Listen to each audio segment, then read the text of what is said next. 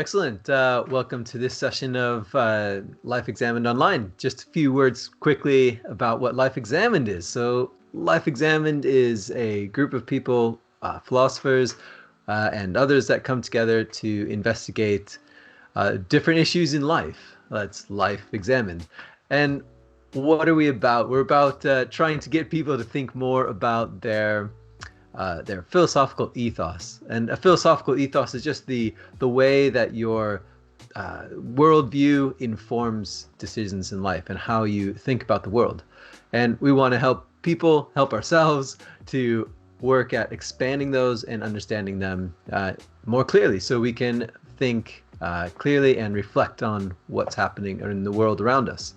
So that's sort of what we do. I'm Joshua Bronson, and I'm based in Gothenburg, Sweden. Yes, and I'm Miriam Vandervolk, and I'm also based in Gothenburg.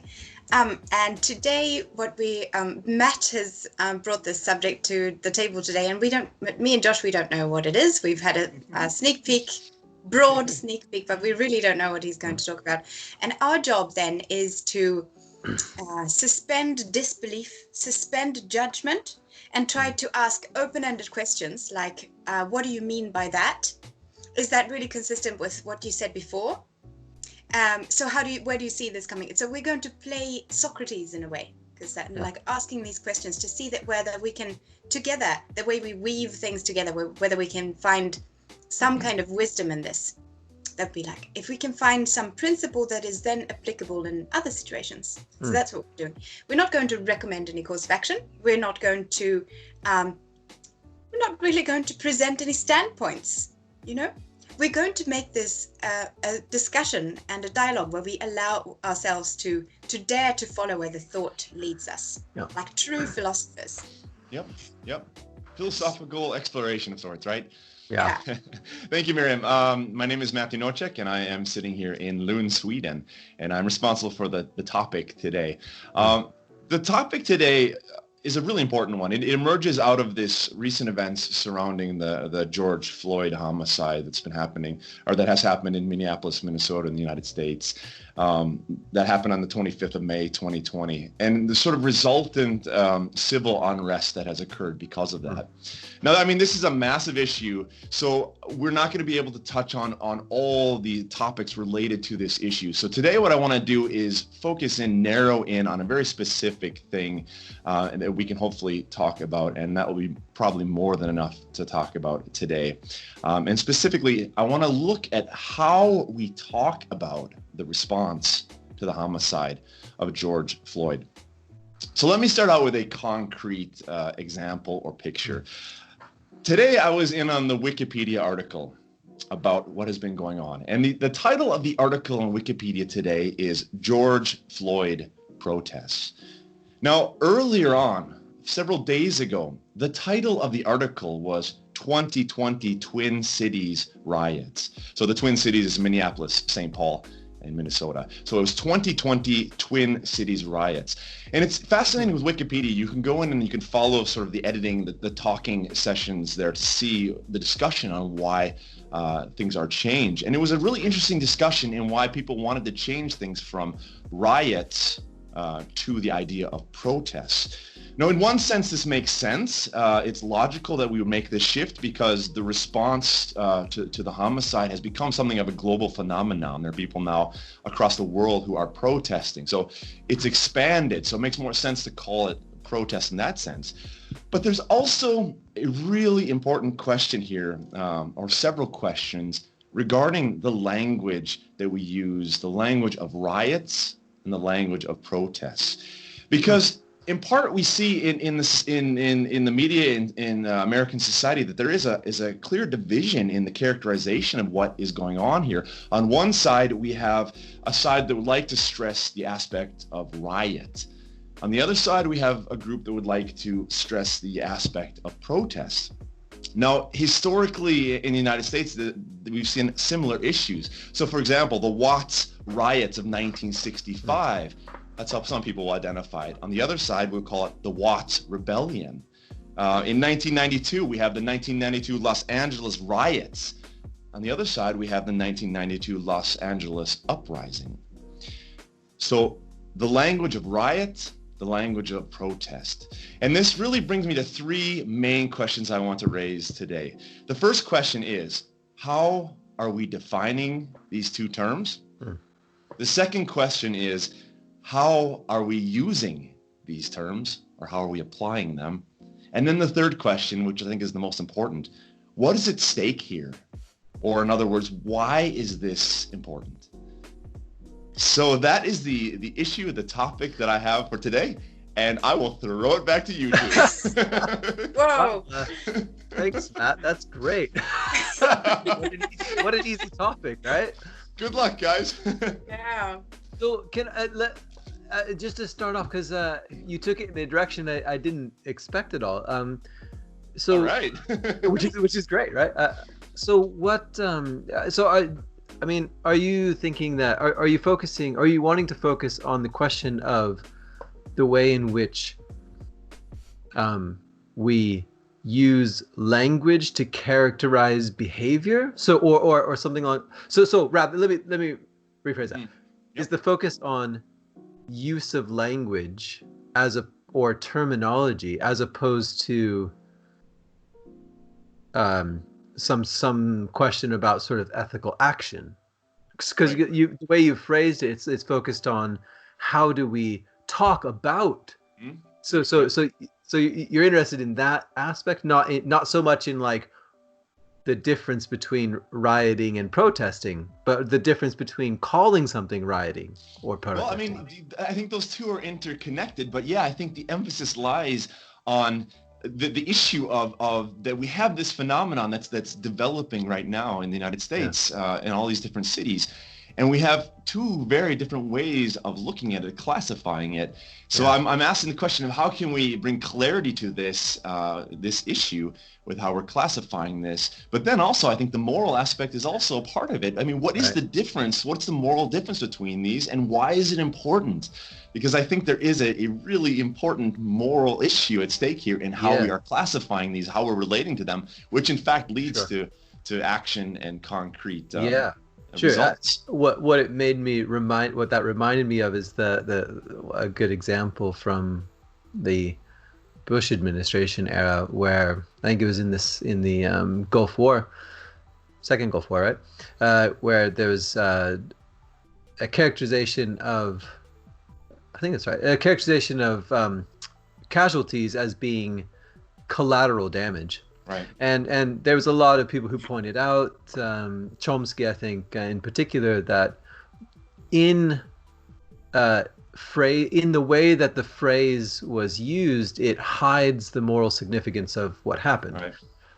So obviously, like words can be powerful in the way that you characterize something, right? So if you characterize somebody as rioting, that implies an obligation of whoever has authority to stop the rioting, because rioting by its nature, I guess, right, is something which is not acceptable.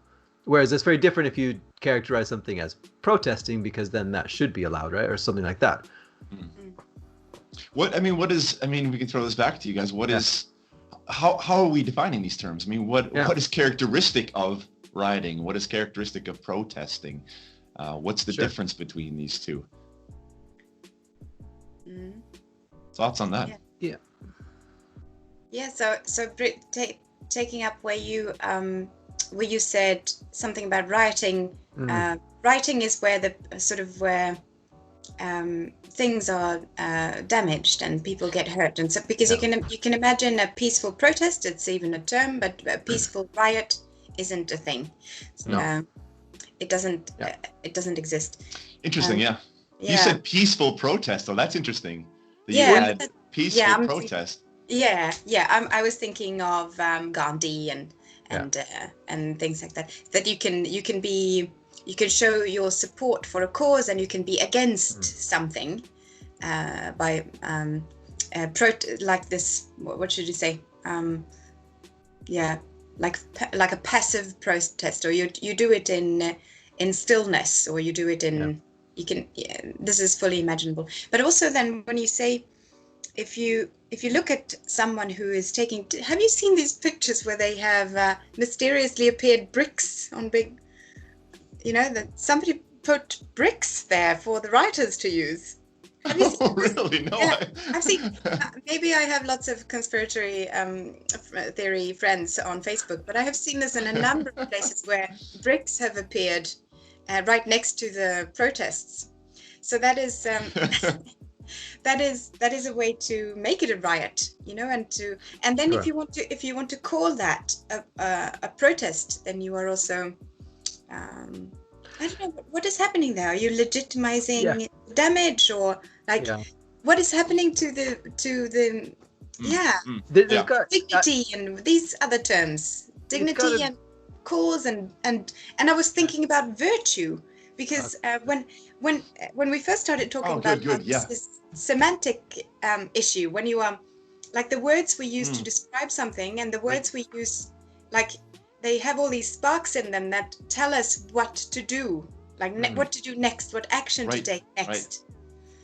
So Good. Yeah. Because this is fascinating, because I think you're onto something here really cool, Miriam, that we can talk about a virtuous way to protest, but it seems contradictory to talk about a virtuous way to riot. Or maybe not. I mean, I have a hard time seeing that, the second one, a virtuous way of rioting. It seems like when you use, I mean, it seems like the word, so in just purely in terms of semantics, right? So, I mean, I guess there's at least two things going on. One is a question of semantics. What does a word mean and how is it used? Another question is about the way in which power structures might use words to carry out their particular agenda. And I don't think they're the same thing. So just to that's the third question was more getting into that part. Yeah. Why is it significant? What's at stake? So, but what I think is just to throw out an assumption, a philosophical assumption. My assumption is that not all words are reducible to power struggle. So someone might think that that's the case, and that's a different kind of argument, right? But at least there's kind of two things going on, in terms of riot. I mean, so you could ask about what does a riot mean by definition, and it seems to me like what we've all said, basically, that rioting has built into it the idea of violent actions that is unjustifiable. So there can't be such a thing as virtuous rioting, just like you could say there's not such a thing as virtuous murder, because by definition murder is something which is non-virtuous. Now there might be something that you might say that there could be killing, which is acceptable and justifiable. So you might have some sort of justification of war or something like that, right? Where you could say, but then it's a killing and it's not a murder, right? It's because once you call something a murder, it's by definition wrong, just like rioting, I would imagine. So you can't have justifiable riots. Right. Which is why it's so, I mean, the way that the language is used, it's so loaded. This term is so loaded. There's so much into it. And what we've done a lot here in Life.Examined is we've asked questions about the sort of unreflective use of language in order to gain mileage. And I think the term riot has been thrown out sometimes in a way in order to gain sort of mileage, in order to end the discussion about what's actually going on. It might not be unreflective.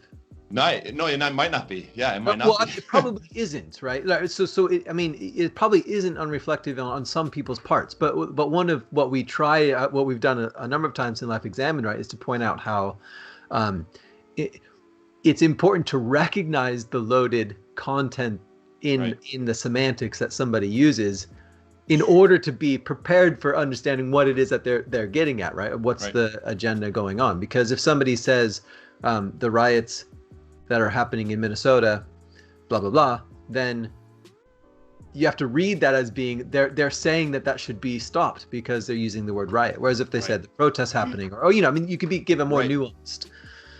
Yeah, absolutely. And it seems like certain phenomena are warranted to be called a riot. Yeah, absolutely. Yeah, totally. I mean, looting and like burning down, like what did happen in Minnesota for a time, right, in a certain place. And then the danger is that if you blanket the entire thing underneath that term, then you're characterizing it in a particular way, which justifies certain kinds of actions. Good. So what is the distinction then? How are we able then to introduce distinctions to help us try to separate out these two things? Because it seems like the tendency has been to conflate them, to throw them all together in a package on one side, or to sort of not recognize both aspects on the other side. Yeah. It and becomes, then, just a quick thing that will be part of the coming discussion, I think.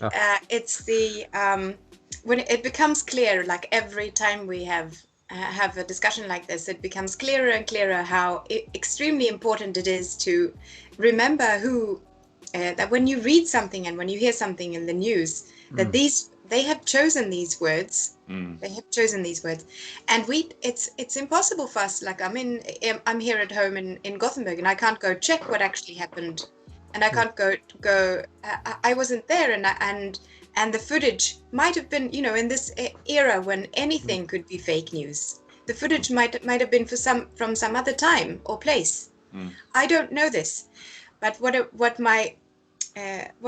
the important job that I need to do now as an individual in the world is to recognize when words recognize that words are charged somehow, and to be able to make some kind of discernment to see not only what is the story that is being told, but also who is telling the story.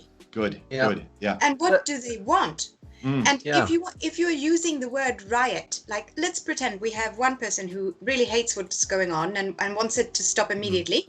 So they use the word riot in order to say it's an illegal happening that should be stopped by like government force immediately.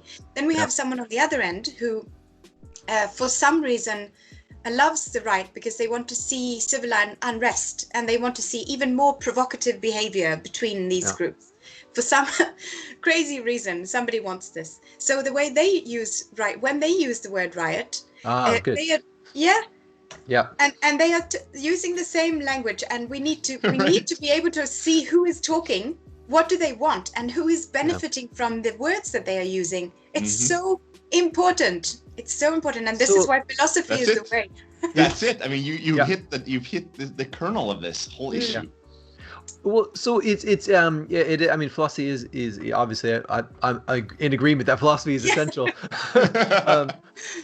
Maybe that's because we're all biased because we're all philosophers. But I think that there's another. We haven't thought about it though. Yeah, exactly. There's another layer, right? There's another layer, and that other layer is. We have nutrition labels on our food, and the idea with having nutrition labels is where the produce comes from. So we have a place of origin for produce, right? Like if if your beef comes from Sweden, or it comes from Denmark, or it comes from wherever.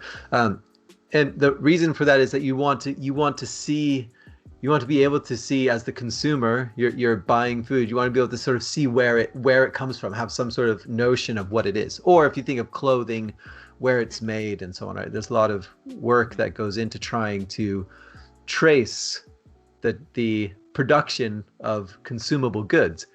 I think we need something similar when it comes to information. So, yes, you see something from multiple sources, but it's very hard to trace in the same way that we have a nutrition label to trace something in digital media.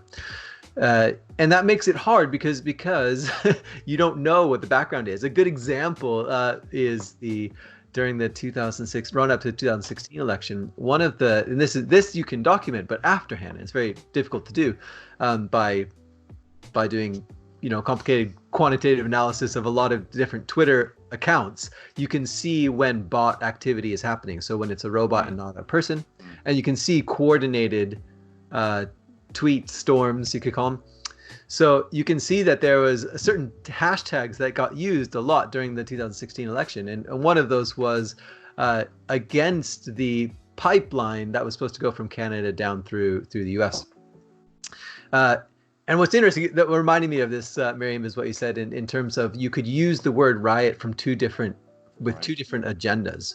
One would be to say, like, this isn't acceptable, we should close this down. But the other side might want to use the word riot in order to create division.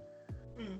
And this was a good example in the 2016 election, where you would Yeah. think that that right-leaning political opinion in the U.S. would support an oil pipeline. But what they showed is they showed that the Russian-controlled bots were feeding in this against the pipeline in order to create more and more division. So they were using it in two different ways at the same time, which is Right. fascinating. Yeah, fascinating. I was thinking when you said before that we should have this this kind of label where you can that you can trace the production line of the thoughts that come out of my, or the words that come out of my mouth, or the words that come out of some news reporter's mouth. You know. Yeah. So it's. I love that you bring that up, because I've been thinking about it for the past couple of weeks, because this was an idea from the feminist movement in the 70s, where they said that you should always state who you are when you write, when you're doing research at university, and when you present your paper, you should say like who you are and a little bit about your background. So what's been in the back of my mind now for the past couple of weeks is sort of what information is relevant for this kind of thing. So for me, when I wrote my master's thesis, which was on feminism and other stuff like that, it was political and psychoanalytic theory combined. So then I wrote my name, and then I wrote that I am first generation Swede with parents from two different countries who just moved together to Sweden, like when my mother was pregnant, you know. And then a little bit where they came from. My dad grew up during the war in Holland. Yeah. And my mother is from Finland, from a farmer's family, number 9 out of 10 kids. Wow. So this is, I know. Biographical info, and I have a twin sister, you know, and a little bit of like these and the. I think this is very relevant for the kind of findings that I will present in my paper, the kind of things that I showed interest in, and like the deductions that I made, like my line of thought. Right. So yeah, isn't it? And I was Yeah, I mean that's really interesting. So I'll push back a little on a question there, because I can see kind of two sides of that kind of idea, right? That biographical information is so like this, right? If you're gonna send in an application for a job, what kind of information is relevant? I know, right? I know, and you can change the whole course of events by choosing the right words, which is also what they try to do, at least in the news, you know. And then in these article in Swedish you would say gräv, like digging journalism. I don't know what. I don't know what the investigative journalism. Yeah. But so I was just thinking about biographical information, right? Like we kind of want to do multiple things at the same time. We want to include it, and then we also want to exclude it. And we want it because we want some. For example, it's illegal for employers to ask your age. Right? Yes. Illegal for them to add, but what's so fascinating about that, right, is that it is relevant. Oftentimes, but there are certain categories that we want to separate out from being legally acceptably relevant in making a discernment about whether or not somebody is acceptable for a job or a good position for a job. Yeah, we want to prevent discrimination so that you're not. Yeah. But see, what's interesting about that, right, is that discrimination is both positive and negative. I mean, we discriminate in positive ways as well as negative ways. So the question is really about what information is countable to discriminate with. Yeah. Because in other words, you need to be able to discriminate if somebody has a degree or not. You're not supposed to say you have a PhD if you don't. Yeah. Right? And it's also like illegal, or pretend that you're a policeman when you're not. Right. You know, it's like. Right. Yeah, this also ties into authenticity and lots of very important things. I was thinking about Daniel Kahneman. Kahneman. Yes. Yeah, the Thinking Fast and Slow, and he talks about how he was working in the Israeli military, and he set up this. This is right? I don't think I'm getting mixed up, but I'm not really sure. But anyway, so he said they set up this whole system for checking like the accountability of test persons. Yeah. And the last bit, which they still use, is, and what is your personal feeling about it? Like, what is your intuition? Mm. Yeah. And this is you can't not do that part. You have to do that part. And I think that we should also employ something like that when we make discernments, you know? Right. How does this feel? When I look at this news reporter, is this an authentic person? I'm not saying he lying, because lots of people are just saying what they have been told to say. But I mean, but you can still, like, so that the way we make discernments, we have, as philosophers, we are very concerned with the sphere of language, you know, and the way that the words correspond with reality, you know. But we should also, when we make this real, true, very important discernment in real life, we should have that. And never forget the last step, which is, how does it feel? Right. And that's so important, because as language develops, it develops along with it this sort of narrative or history of emotional associations and other associations, of course, which is fascinating with the word. When we use the word riot, there's a long history of that word and emotional associations with that word. When we use the word protest, there's also associations with that. If you're in the context, the American context, when Trump comes out and says, when the looting starts, the shooting starts. I mean, that language has a history and a context that is incredibly emotionally loaded. And that's why I guess it's really important then to start asking the questions when we start using these languages. Like you're saying, Miriam, what's the emotional history of this? How is it related to cultural frameworks and categories when we use this language? What does it lead to? And yes, what does it lead to? And the other thing that I really wanted to say was that when you are discerning, how does it feel for me right now? It also tells you something about where you are, you know? What feelings do I have? It's a way to know yourself and to know your political position, so that you don't imagine for a second that you are objective or neutral, and you have like the right side to things, but you should, you know? Yeah, that's really good. I just had this thought when you said that, because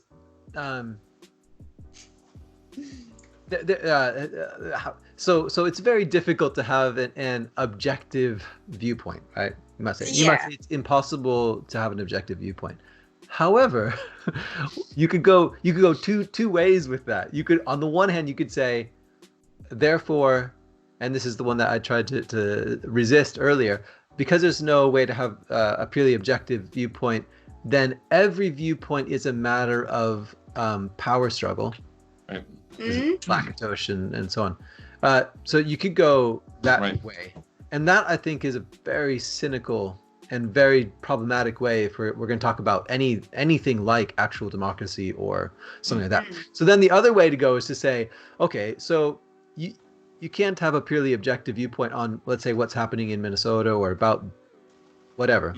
Right. But what you can do is you can try your best to come close to an objective view by stating your biases, by stating your position, and by trying to seek after the truth as much as possible. So you can either say, oh, forget it, it's a done game, so I'm just going to try to get in my tribe and manipulate the situation as much as possible for my favor. Or you can say, there's actually a possibility of dialogue and trying to get towards something and trying to decipher the social contract, just like we would we look words up and we check what does it say in the dictionary that riot means and protest means, and we compare it to what's happening to see whether it's accurate an accurate description or not.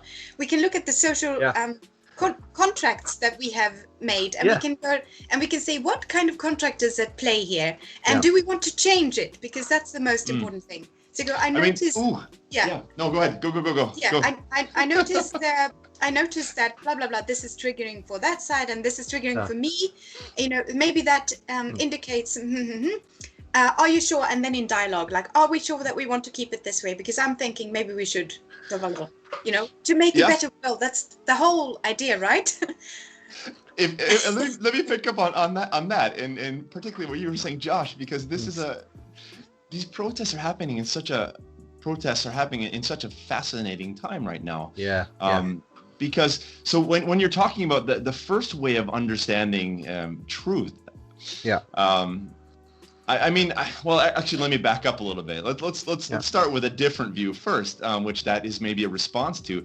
I mean, there was maybe in modernity and philosophy, we talk about in the modern view. Maybe Descartes would be a good picture of this. There's the belief that there's objective truth, and there's also an objective method for how to come to objective truth. Sure. So for Descartes, he has this whole system using reason, clear and distinct ideas. You can come to objective truth through an objective method.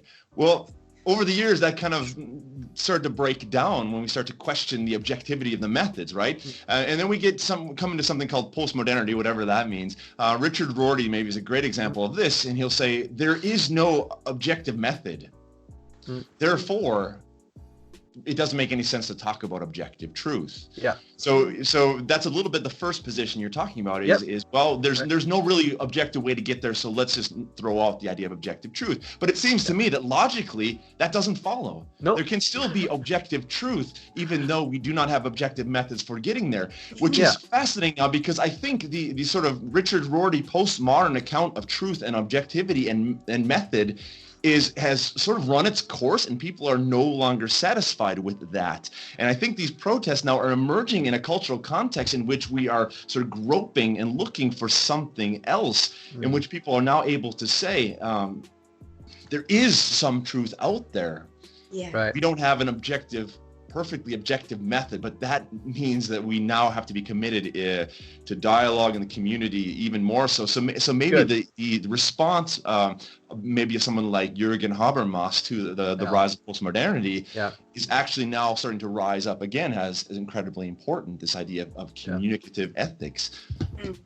Good. Yeah. I think maybe that's where the use of language is the attempt to shut that down, which makes it dangerous, extremely dangerous to use language in that way, because it's shutting down the possibility for the dialogue that is required in order for us to come together and to become closer to objectivity through communication dialogue. That's so great, because that's an angle where you can see the sort of right left. You can see the right left coming together at the extremes, because you can see the coming together extremes in the way that both sides end up using language in a similar way, where there's an attempt to not just relativize the meaning of language, but also relativize away objective truth and insert power as the means to determine what's true, right? So you see that happening on both ends, and that's fascinating the way you just described it, because it's really hard to hold the middle ground where you might hard to hold the middle ground where you carve out a space for dialogue. Right. Yeah, that's the philosopher's job, to hold space. Yeah, I think that's a nice way of putting it, right? Because that's a nice way of putting it, man. And maybe what we are trying to shoot for in this discussion is we are trying to come to an account of justice. That we believe that there is such a thing as justice. I mean, I would listen to an interview on WBR Boston with I wrote on Mark Lamont Hill. He talks about protests as acts of rebellion. So who is it? Oh, sorry, he's a professor at Temple University, and he had an interview in WBR Boston on June 2nd, and he wants to classify the protests as acts of rebellion, and intentionally sort of connecting it, I think, to the history of rebellion in American history. But I think what's running through his account there is, to connect it back to what we've been talking about, is that there is a sense in which justice is a real thing. There is a reality called justice, and acts of rebellion are the attempt for us to come closer to that ideal. Right. It's almost, maybe there's almost a latent Platonism here, that there's justice as some sort of Well, reality ideal that we actually can strive after. I mean, it doesn't have to be rarefied to Platonic form to think that it's real, right? I mean, you could think that there is such a thing as just behavior. You could say, right? And I think it would be hard not to say that the killing of Floyd was unjust. But where you ground justice is then becomes a complicated part of how you fit in your metaphysics about what kind of things exist and so on, right? Yeah. What were you going to say, Miriam? I kind of cut you off there. No, I was just humming. Oh, you're humming. Like Yeah.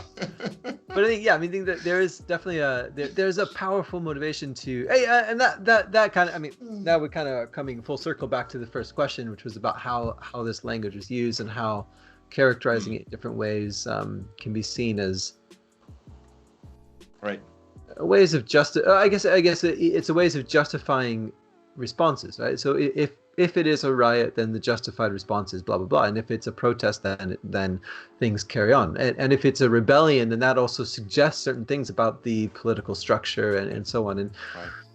And if we're nuanced and we're able then to, like the Wikipedia articles now doing, this is fascinating to follow this discussion live in real time, because now there's a push in the Wikipedia article to split it up, to have one article about the protests, one article about the riots, and maybe we need a third about rebellion. So the nuance would help us. Yeah.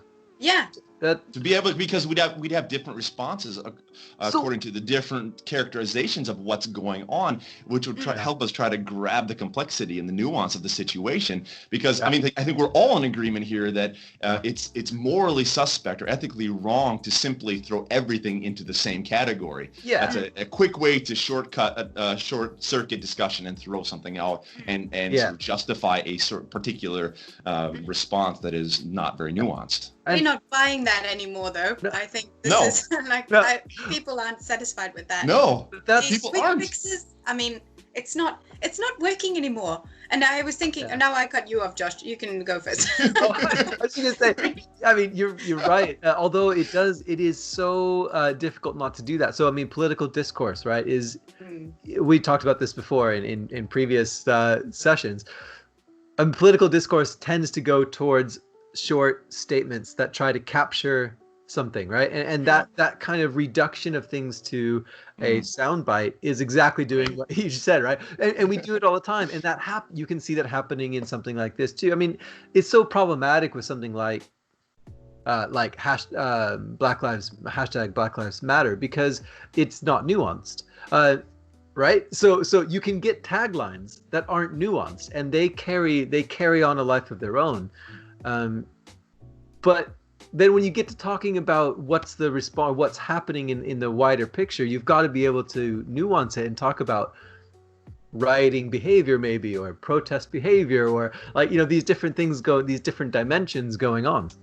I've been thinking like for half an hour now about parenting and my two daughters who are 12 and 2, and the kind of things that they're going through. And I remember reading a parenting book a while ago, and the writer wrote something like, we don't talk about adults the way we talk about our children. So we don't go like see our therapist and we say, well, I'm having such problems with my partner. He's a white 40-year-old Finnish man. And then we would try to discuss that out from the way we talk about kids is, I have such problems with my 2-year-old who's throwing food on the floor, and and from her perspective, which is it makes parenting so much easier when I immediately see, okay, what is she going through right now, and she can't tell me. So it's my job to understand and put words to what she's going through. Yeah. And her need for the things that she needs. And then at some point, that's my other line of thought now. At some point we say that that these stages of development, they kind of stop, But I have a feeling that my stages of development have certainly not stopped. They never stopped. And I'm going through something now too, and I've been going through it for 8 years or something. And it's something that's like coming to a closing now. I can feel it.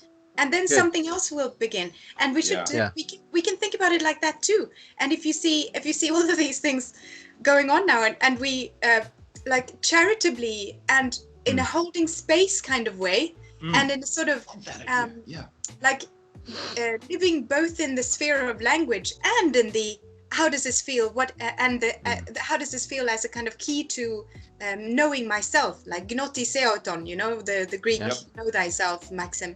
Yeah. So that's a lot of stuff in there what you just said there. Right?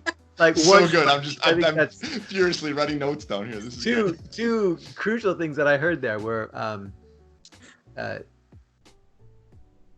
characterizing responsibility, right? What is responsibility, and when do you have responsibility? What are the conditions for responsibility? A 2-year-old throwing their food off their plate, throwing their food on the floor or whatever, right? Or a bunch of Legos, just like this. Yeah. Right after I told her not to do it because I had just cleaned them up. Exactly, yeah. So, I mean, we characterize, right, the way we talk about it is really important because we talk about it in terms of stages of development. And we're characterizing it in characterizing it that way, it devolves the child of responsibility because it's a part of their biological development. They're not responsible for it because it's just the way they are developing, right? And then when at some point we remove that, right, and we say, well, look, I mean, you're 40-year-old, or you're a 30-year-old, or a 20-year-old, maybe, you are responsible because, and then we fill out the story of something going on there. So there's an issue of responsibility, but that's directly tied to how we understand the ability, what a person is. Does a person have control over their behavior or not? And if you don't, so then that ties into much larger philosophical ideas about free will, about the nature of people, and about the maxim know thyself. Because we can also imagine the 40-year-old who is behaving in a very particular one street way, with a big flag going, oh no, saying whatever. I'm just in a very theoretical place right now when I'm talking about this, and we can imagine that if you have a kind of self-knowledge, if you can say I know what I'm doing, I know what I'm doing. I'm having these very strong emotions about this. This is the narrative that I'm dealing with at the moment. This is that is taking responsibility. That is being a responsible person if you know yourself.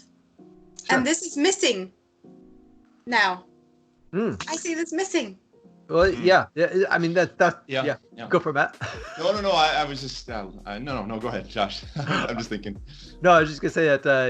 I mean, so then this adds to those layers, right? This adds to those layers to tie us back into what we started with. Try and get some sort of sense of good.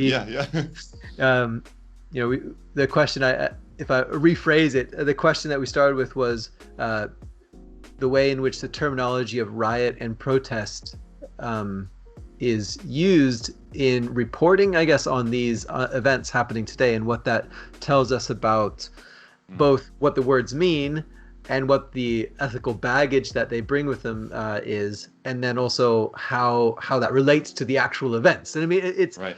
So why it's important. I mean, we've really talked a lot about why that's important. Yeah, it's huge. Yeah, and it's hugely important because you can shape perceptions and so on of what's going on by using those terms, and that can justify a certain political action or not. But then there's so many other issues connected.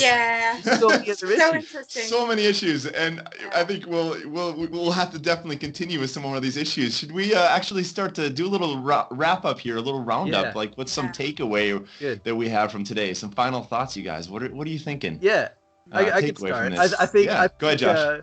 It ties so closely into one of our previous discussions when we talked about facts.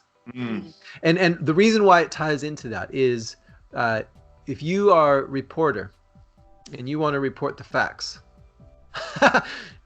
what do you report? How do you characterize it? Right? And that becomes really, really, really complicated because you're not you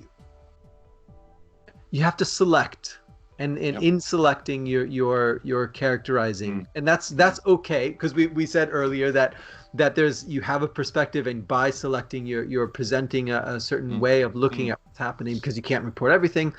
But I'm still convinced that there's a way of doing that points towards trying to get at some kind of truth, but not in the sense of just trying to uncover, like Miriam said last time when we talked about facts, just uncover some sort of cold hard fact out in the world, because that isn't enough that doesn't allow enough flexibility to understand the complexity of what's going on in this kind of situation.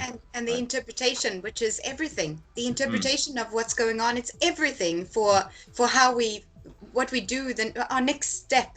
You know? Always the interpretation. So it's always more than just facts. Yeah. I think my last bit will be the know thyself maxim, which was written by the entrance the temple of Dionysius, right? Yes. Yeah. With the oracle sat. Yep. And the oracle who could foretell the future and could tell you something about and this is I think it's very it's so important, and it never stops. It's not like you one day figure out who you are and then that's done. It's like every day know yourself. Every day know yourself. Yeah. It's a continuous verb, knowing yourself. Knowing yourself continually. Yeah. Both in like the sphere of language and in the other in the feeling sense, which is it's like it's maybe a better key even. Yeah. Good. Yeah. Good, Miriam. My last thoughts are maybe this. It seems like there's a critical aspect and a constructive aspect that I'm pulling out of this. The critical aspect is, once again, the utter importance of being critical and questioning the language we're using. Yeah. But here's something I just got from you, Miriam, today, and with the purpose of opening up a space. I love that picture. So being critical with the goal of creating a space, opening up a space in which then we can do the constructive work. So here's a constructive part. Two things. Søren Kierkegaard has this great quote. He says, if you want to lead a person to truth, you need to find him or meet him or her where she is. Nice. And begin there. And I think the same thing can apply to this. If we want to come to truth together, or we could say justice, we need to begin where we are. So here's the first part of the constructive, is to seek context. I mean, you guys hit upon this. I think that's really important. Seek context, understand more of the context, the nuance, the thickness of the context in which this is happening. And then the second part is then this idea of fostering dialogue together. Nice. So questioning language, creating a space that allows us then to seek context, foster dialogue in pursuit of truth, justice, that we do together, right? And I think it's really important then both of these aspects, critical and constructive, are a part of this discussion. Wow. And I know. And so much here. Holding space would be like the difficult and demanding task of philosophers who will have to be so self-aware so that they can allow these people's thoughts and feelings to, I'm like holding a bowl here, allow these other people's thoughts and feelings to exist here, and so that we can untangle them together.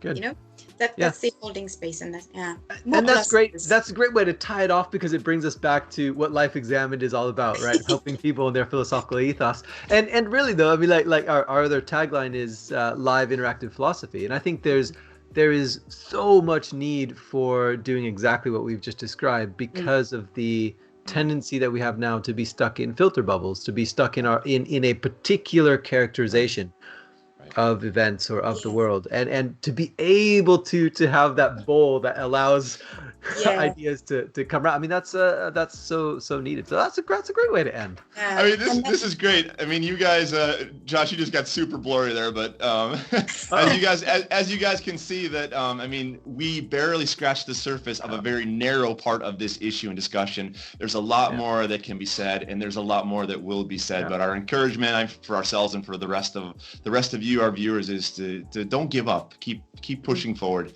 Keep asking questions. Keep seeking truth. And let's do it together. From us here at Life.Examined, thank you all for joining us, your viewers. Oh yeah. I have one more thing. Yeah, I was just one more thing.